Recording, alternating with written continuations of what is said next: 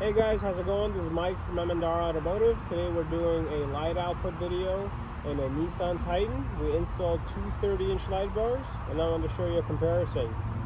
These are the factory halogen headlights. These are the low beams. And now I'm going to turn on a 30-inch white light bar.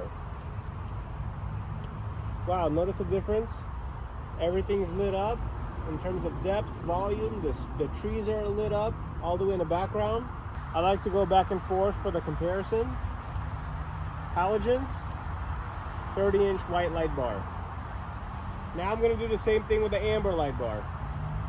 These are the halogen headlights, amber light bar.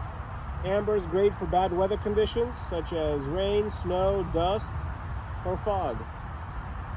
Halogen headlights, 30-inch amber light bar. Thank you guys for watching, and I know you're going to love this product. The next comparison I'm going to do is the high beams, and this is a 30-inch white light bar. Notice how much more light you get with the light bar compared to the halogen high beams. Now let's do the same comparison of the high beams to the amber 30-inch light bar. These are the factory high beams, 30-inch amber light bar. One last time, low beams, high beams, white light bar.